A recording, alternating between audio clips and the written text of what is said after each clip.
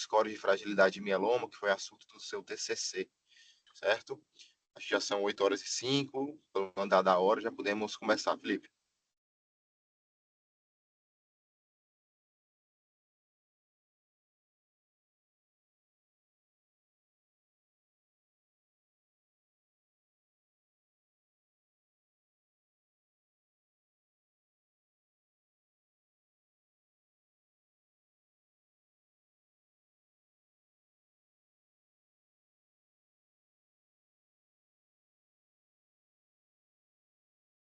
Vocês ouviram o que eu falei?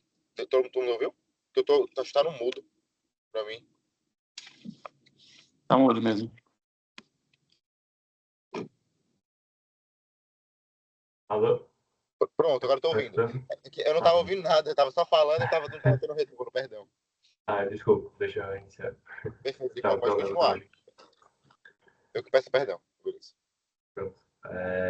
Como o doutor Lucas falou, né? A gente fazer a apresentação do trabalho, né? Que foi feito no TCC, análise de score de fragilidade dos pacientes com mieloma múltiplo, avaliação para transplante de medula óssea.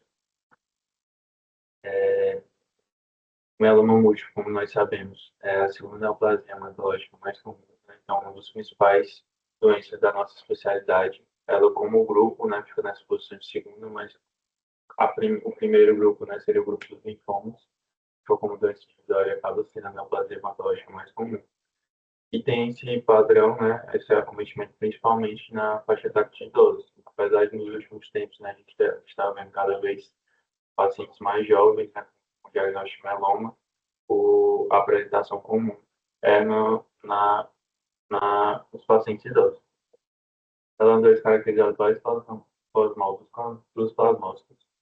E nos últimos anos tiveram vários avanços no tratamento, né, com a implementação da terapia quádrupla, com anti-CD38, inibidor de prednisona, modulador e corticoide, com aumentos expressivos, né, sobrevida global e sobrevida de progressão. Porém, mesmo dentro desse contexto, o transplante autólogo ainda se caracteriza como uma das principais opções de tratamento. Ele permite o uso de altas doses de melphalan e, mesmo dentro desse contexto de terapia quádrupla, em grande parte dos parâmetros, ele otimiza a taxa de resposta. Especialmente no nosso contexto de SUS, né, que a gente não tem acesso a essas drogas em primeira linha. Então, ainda hoje, no transplante autólogo, desde os anos 90, é o padrão de tratamento para pacientes elegíveis. Dentro desse contexto, né, então, como o paciente tem indicação, todo paciente de mieloma, a princípio, vai ter indicação de uma avaliação de transplante em primeira remissão. O paciente deve ser avaliado, né, sobre a elegibilidade em relação a esse procedimento. E essa avaliação de elegibilidade leva em conta vários parâmetros. A idade, a avaliação de comorbidades, condições físicas gerais, para justamente você poder ter o melhor peso, né, em relação ao custo-benefício do procedimento. Dentro desse contexto, né, de avaliação de elegibilidade, a avaliação de fragilidade vem ganhando bastante atenção nos últimos anos. Fragilidade é um processo que é principalmente relacionado à idade, né, com associação de sarcopenia e queda de reserva orgânica, com disfunções orgânicas relacionadas. Mas ele não é só relacionado à idade, né, ele é um processo heterogêneo e muitas vezes ocorre de forma diferente na população. Então, tem pacientes idosos que não são robustos, pacientes mais jovens que podem ser mais frágeis. E essa fragilidade, né, foi visto que ela pode predizer reações adversas relacionadas a terapias diversas. Então, a você analisar a fragilidade, né, pode dar informação se esse paciente está mais ou menos exposto a toxicidades relacionadas à terapia. Então, como eu falei, né, é um processo heterogêneo e é importante a gente avaliar ele durante esse período de avaliação de elegibilidade. Especificamente no mieloma, o Grupo Internacional de Estudo no Mieloma, né, WG, desenvolveu um score para a gente conseguir objetivar essa análise de fragilidade. Esse score vai avaliar 4 fatores principais, né, que é a idade, as comorbidades através do índice de comorbidade de Alzheimer, a habilidade, né, de fazer atividades básicas de vida diária por meio da escala de CAGS e a habilidade de fazer atividades instrumentais por meio da escala de Lauder. Diante dessa pontuação, ele vai dividir os pacientes em 3 grupos. Os pacientes fit, intermediário fit e frágil, né, ou unfit. E ele foi desenvolvido inicialmente, né, para pacientes inelegíveis ao transplante, para predizer a elegibilidade a terapias outras transplante, mas posteriormente foi validado para uso nesse contexto de avaliação pré-transplante. Pensando nisso, então, como nós temos, né, o serviço de transplante, né, autólogo, transplante autólogo alogênico, né, que cobre todo o estado, né, inclusive alguns outros estados do Nordeste, a gente tem uma alta, uma grande taxa de pacientes com mieloma, né, sendo avaliados. A gente desenvolveu esse trabalho, né, com o objetivo de analisar o perfil clínico epidemiológico dos pacientes diagnosticados com mieloma múltiplo e sendo eles, né, aqueles que foram avaliados com história de fragilidade do International Myeloma Working Group. Ele já é usado na nossa prática, né, na avaliação pré-transplante. Dentro desse contexto, né, definir a proporção de pacientes que têm um resultado frágil, avaliar a relação entre essa estratificação de fragilidade e a presença de toxicidades relacionadas ao transplante, e assim, né, poder descrever a relevância desse score de fragilidade na avaliação de quantificação ao transplante. Para isso, desenvolvemos um estudo com braço retrospectivo e prospectivo, observacional e descritivo. A amostra, né, que foi de 81 pacientes, foi da população que foi avaliada com o diagnóstico de mieloma múltiplo, né, entre 2023 e 2025, no ambulatório de pré-transplante de medula óssea, que teve história de fragilidade do internacional aplicado, sendo excluídos aqueles que não tinham esse registro do score no prontuário, né, ou não tinham registro adequado. Como eu falei, a amostra foi de 81 pacientes. Esses pacientes foram avaliados no pré-transplante até maio de 2025 e a avaliação dos desfechos desses pacientes foi feita até outubro de 2025.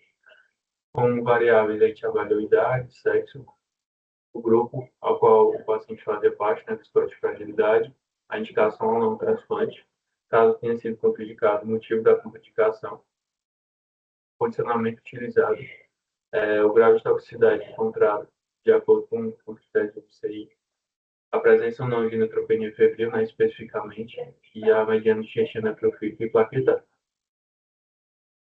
Então, só um detalhe, né, dos 34 pacientes transplantados no período, né, 2 deles ainda estavam internados e não tinha a descrição completa, né, de toxicidade da digestiva. Se vocês vão ver a diferença nos resultados. Análise dos dados, né, a gente fez de acordo com as variáveis e agrupando os pacientes, comparando, né, agrupando os pacientes de acordo com o seu score de fragilidade.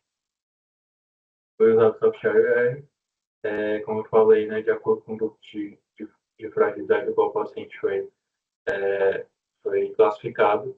A maioria das variáveis foram avaliadas pelo teste quadrado, porém algumas variáveis, né, que usam média, né, foram utilizadas no teste anual e os dados foram considerados estatisticamente significativos com resultado de P menor que 0,05. Seguiu todos os preceitos éticos, né, com respeito à resolução molecular de 466, foi assinatura do TCLE e aprovado no Comitê de Ética do Hospital. Aqui eu trago os resultados, certo? Então, essas são a característica geral da amostra, né, desculpa. Como eu falei, foi composto de 81 pacientes. A maioria desses era classificado como FIT, né? 57% dos pacientes avaliados eram FIT, 9% o unfit, né, o frágil, que é o objetivo do trabalho. Teve um discreto predomínio de sexo feminino, 53%, e uma mediana de idade de 59 anos. Aqui nesses resultados gerais, a gente já pode ver que a mediana de idade entre os 3 grupos é bem similar, né, independente do seu score de fragilidade aplicado. Então, a gente vê que tem pacientes, mesmo FIT, né, que têm 72 anos, por exemplo, né, enquanto pacientes do grupo FIT com 38 anos.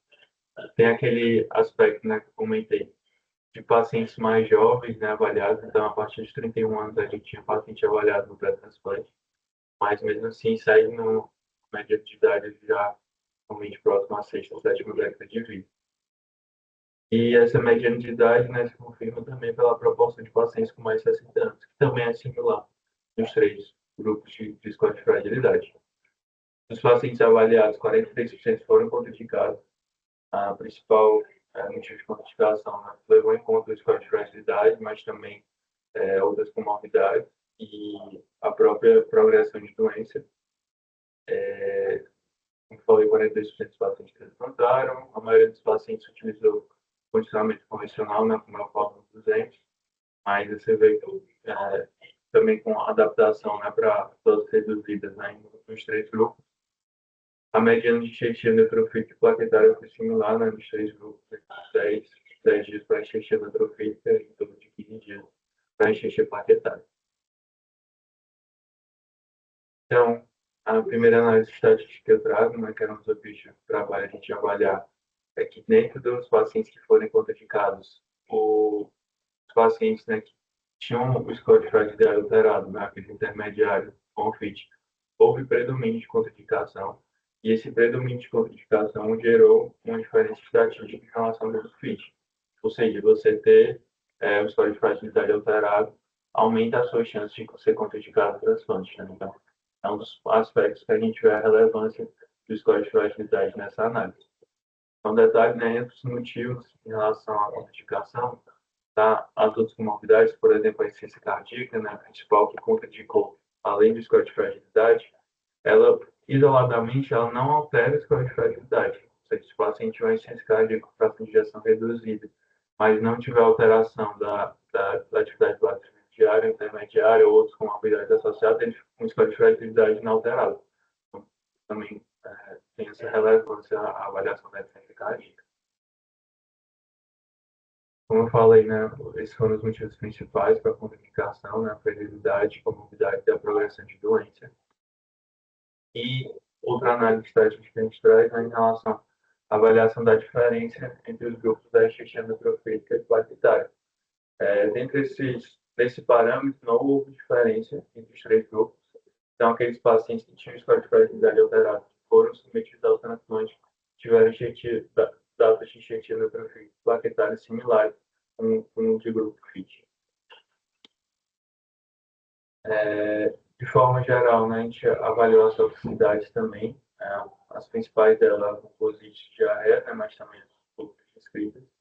E a maior parte dos pacientes, né, apresentou pelo menos um parâmetro classificado como toxicidade grau 3, sendo a principal a diarreia, como sabe, né, que é bastante associado ao mefalon, né, mucosite e a diarreia. Então, aqui eu trago essa tabela, né, que eu comentei sobre a toxicidade, qual é a maior parte dos pacientes que teve toxicidade grau 3 ou mais, sendo a principal delas a diarreia, mas também bastante prevalência, né, a mucosite. Detalhe que eu já trago inicialmente na neutropenia febril, para dar uma tabela mais específica após, mas na neutropenia febril a gente pode ver, né, que é uma toxicidade relevante, né, e com frequência, que ocorre com frequência, tanto no autólogo. A gente vê que os únicos pacientes que não tiveram neutropenia febril, na verdade, foram aqueles que foram classificados como FIT. Então, cerca de 10 pacientes dos 24 analisados não tiveram neutropenia febril, né, do grupo FIT, enquanto todos os outros apresentaram. Vou mostrar, vou discutir um pouco mais na frente. Então, em relação à toxicidade, a ocorrência de toxicidade grau 3 ou mais, né, de forma geral, toxicidade não hematológica, a gente vê que não há diferença entre os grupos também. Então, você ter o score de fragilidade alterado não trouxe diferença estatística na nossa amostra, né, para a ocorrência de toxicidade grau 3 ou mais. Porém, na neutropenia febril, por aquele dado que eu trouxe, houve uma tendência de um risco maior de neutropenia febril. Ou seja, o paciente que tinha score de fragilidade alterado provavelmente tinha uma maior chance de neutropenia febril. Apesar de não ter gerado diferença significativa estatística, ela ficou bem próximo, né, do valor de P, né, então ficou P,058. Mostra, né, essa tendência, né, que foi observada pelos números absolutos de um fator de risco em relação à ocorrência da neutropenia febril se o paciente tinha um score de fragilidade alterado. Então, com esses dados, né, a gente traz para a discussão que o motivo, né, de ter se desenvolvido esse score de fragilidade, né, foi a necessidade de uma avaliação mais ampla em relação à elegibilidade dos pacientes às terapias.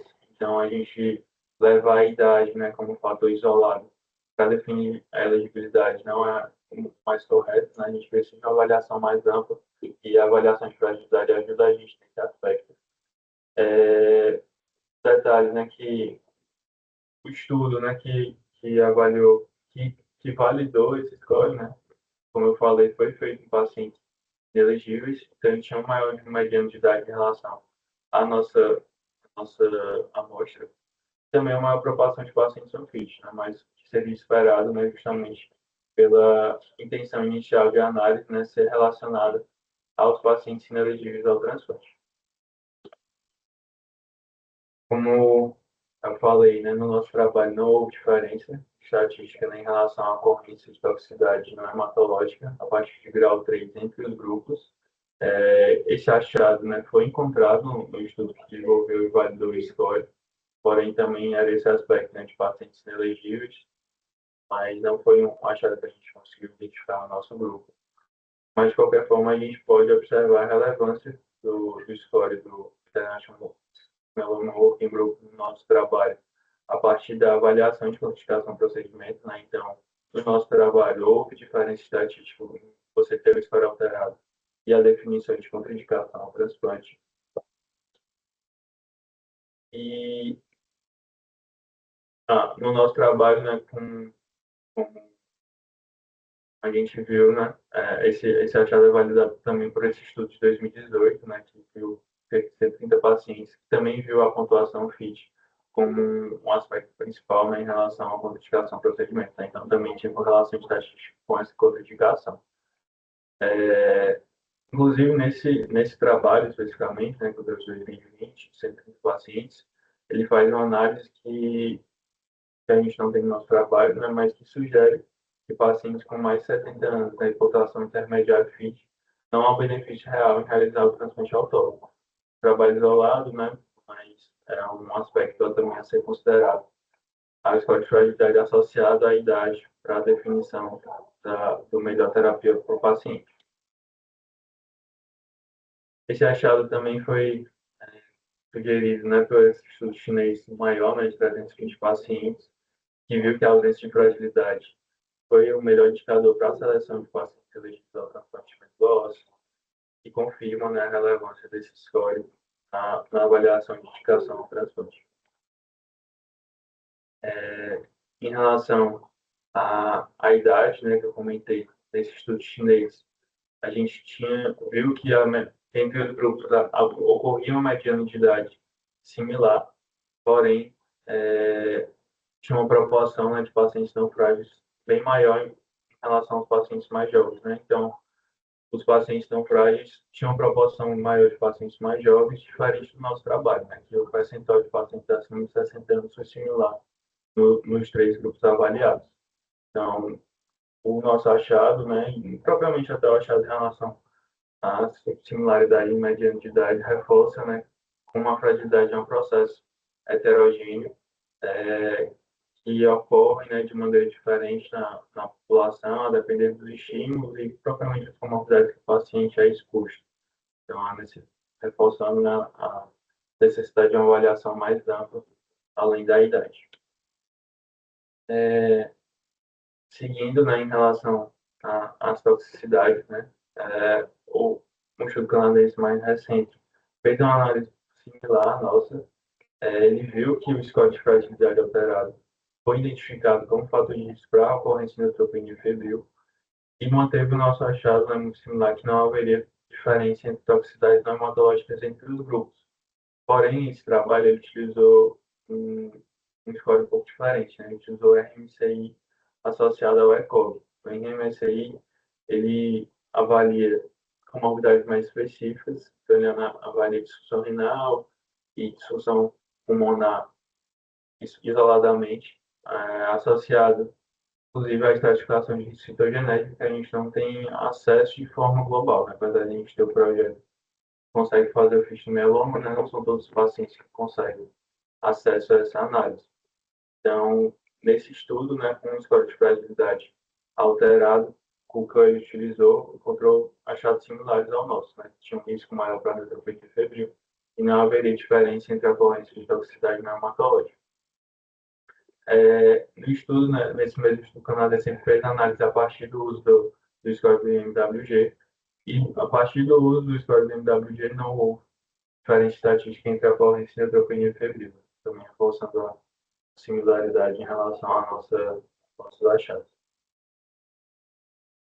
Dessa forma, traz como conclusão que o score do IMWG, né, é uma ferramenta valiosa, mesmo considerando as limitações em relação ao nosso estudo, né, ele traz achados, né, que reforçam essa necessidade de avaliação da fragilidade, né, e o score do IMWG como uma ferramenta importante associada, né, principalmente em relação à avaliação de quantificação por transplante.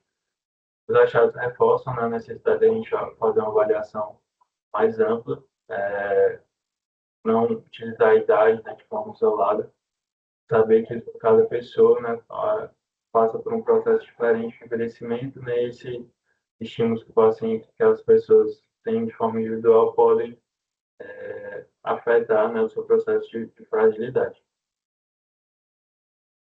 E mesmo que a gente não tenha visto, né, no nosso trabalho a ocorrência, diferença entre a ocorrência de toxicidade dermatológica, né, a gente vê que o score de fragilidade operado pode ajudar a gente na avaliação de intensidade de terapias ao qual o paciente pode ser submetido. Né? Então, essa tendência de maior ocorrência de neutropenia febril, propriamente outros achados, né, reforça esse achado. E a gente acredita, né, que essa discussão deve seguir, né, a discussão sobre qual a melhor ferramenta que a gente pode utilizar e qual, principalmente levando em conta na validação em diferentes populações, né, como a nossa, que é bastante heterogênea.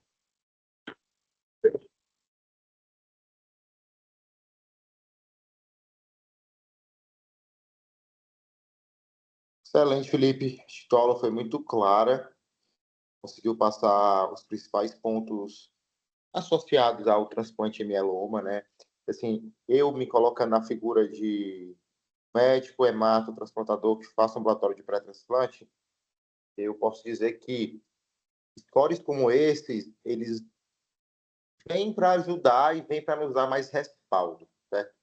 E na medida que a gente recebe, por exemplo, o nosso serviço, pacientes de diversos colegas, de diversas instituições, que claramente têm um pensamento que vai ter alguma discordância do ponto de vista de que o paciente poderia ou não poderia fazer, o que seria um paciente elegível ou não, quando a gente consegue, de alguma forma, objetivar e colocar isso de uma forma mais prática e colocar isso, por exemplo, num relatório, isso tudo vem a somar e nos dá mais respaldo, sabe? Claro que todos os scores desses vão ter vieses, vão ter limitações e tudo isso a gente vai ter que ponderar, né? Mas quem já fez algum ambulatório de pré-transplante alguma vez na vida, acho que os últimos que está começando a passar agora é a Lisiane, mas acho que os outros todos já passaram. Percebe claramente que, eventualmente, chegam pacientes de primeira vez que você olha e já percebe, cara, esse paciente não tem condição. E às vezes tem paciente que a gente acha que tem condição e quando você vai avaliar de forma mais pormenorizada, após os exames pré-transplante, e quando você usa, em alguns casos, como no caso do mieloma, algum score, você percebe que talvez aquele paciente ali também não tem e poderia estar passando, né? E aí eu queria te perguntar para você o que, que tu acha que foi o dado mais relevante, mais chamou a atenção desse teu trabalho, né? Obviamente, a gente tem que ponderar alguns viés, né? Obviamente, uma amostra pequena, e desses pacientes que foram, né, que seguiram ali com o transplante, já teve uma barreira de entrada muito grande, que foi a barreira de entrada do próprio pré-transplante ali, né? Então, chegou pacientes que passaram, eventualmente foram anfites, mas que, pelo score, mas que estavam numa situação não tão desprivilegiada como outros, né? O que é que tu me diz aí, Felipe? Mais chamou tua atenção aprendendo esse score, se desbravando aí com esses dados?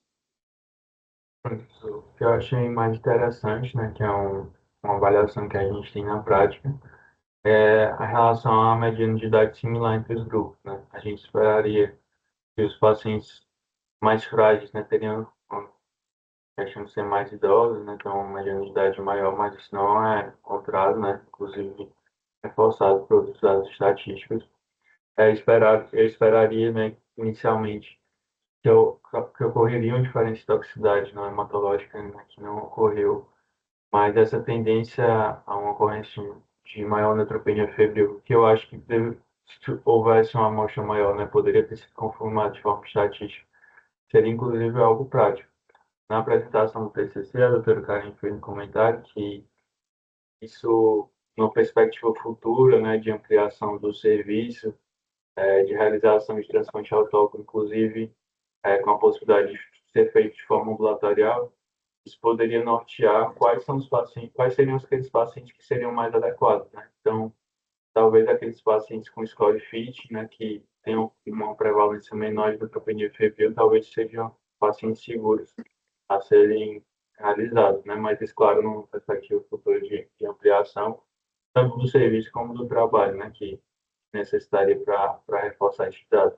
Então, acho que esses dados, tanto da idade, né, similar entre os grupos, e dessa questão da ocorrência de toxicidade, né, especialmente no neutropenia febril, eu achei bastante interessante agora.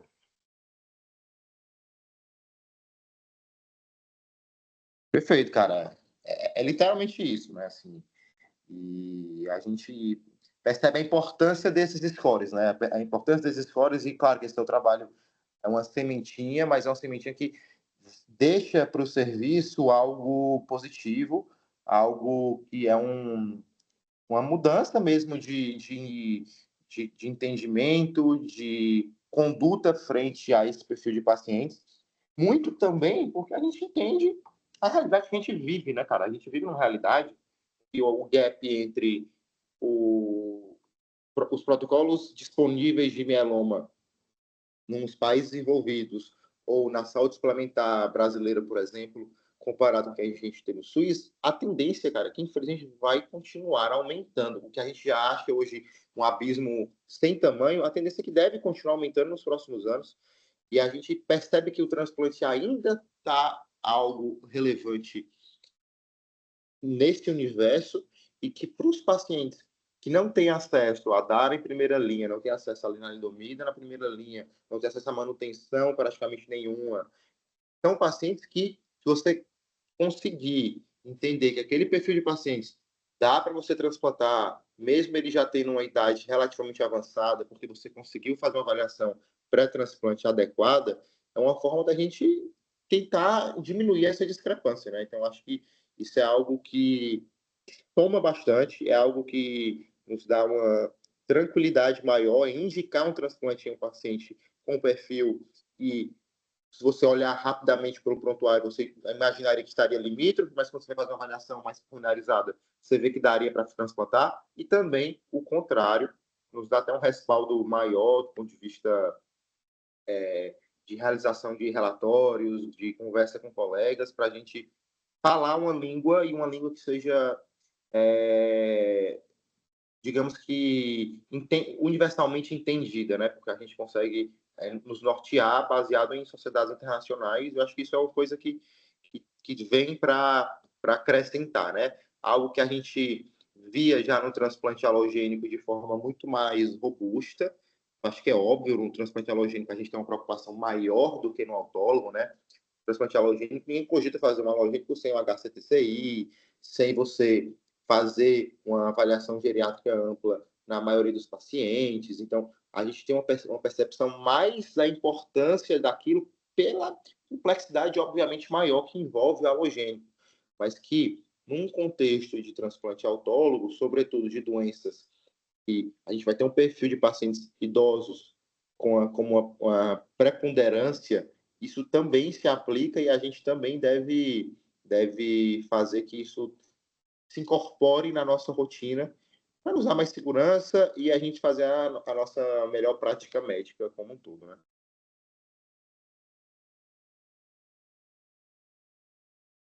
Alguém queria fazer mais algum comentário da aula do Felipe, do trabalho dele? Acho que todo mundo já... Eu queria falar, posso? Claro. Alô? Então, eu queria primeiro parabenizar o Felipe pela relevância e pela apresentação. Pelo que eu entendi, são duas coisas. Um é o score e a outra é se a pessoa é ou não elegível para o transplante, não é isso? Isso. O score vai Então, estar dentro a minha dessa faixa. a minha pergunta é, primeiro, se a pessoa que estava decidindo se o paciente era elegível ou não ao transplante já tinha acesso ao resultado do score, porque isso pode ter influenciado, né, essa decisão. Então, essa é a minha primeira pergunta. E a outra é, quem foi que aplicou os vários scores? Porque na vida real eu não faço parte do transplante, mas eu vejo como o pessoal está sobrecarregado. Então, quem aplica, quem reserva o tempo para realmente aplicar todos aqueles scores para poder chegar na avaliação, né, de risco do paciente? É, todos eles foram, os scores foram aplicados no período de avaliação de elegibilidade, né? Então, antes dos pacientes internarem, né, em ser de caso o mieloma ou transplante, então sempre tinha acesso, a equipe tinha acesso, né, a esses dados para ajudar na definição. Em relação à aplicação, a grande parte já foi feita pela própria equipe, né, do pré-transplante autólogo, e Ou alguns seja, os médicos, os é, médicos. os médicos. Sei, E eu fiz, sei. a partir do momento que inicio o trabalho, né, eu também comecei a aplicar e alguns dias só para aplicar o score e repassar Entendi. para a equipe, né? Mas alguns deles já, alguns não, grande parte já tinha sido aplicado por ele. É um score Então, rápido de então, ser Felipe, aplicado. então, pelo que eu entendi, um médico do transplante, ele olha um score unfit e assim mesmo ele às vezes indica o transplante. É Sim, isso? isso. Ok, Porque assim, ok. por exemplo, alguns casos individuais, né? Um dos pacientes, né, que tinha a classificação como FIT, era um paciente de 38 anos, Sim, que, sim. que a grande parte da pontuação do ANFIT dele era por questões relacionadas ao adoecimento do mieloma. Então, por Tá. exemplo, tinha uma doença óssea que limitou a mobilidade dele. Então, ele acaba É, perdendo muita pontuação na atividade básica e instrumental, e acaba alterando o score. ok.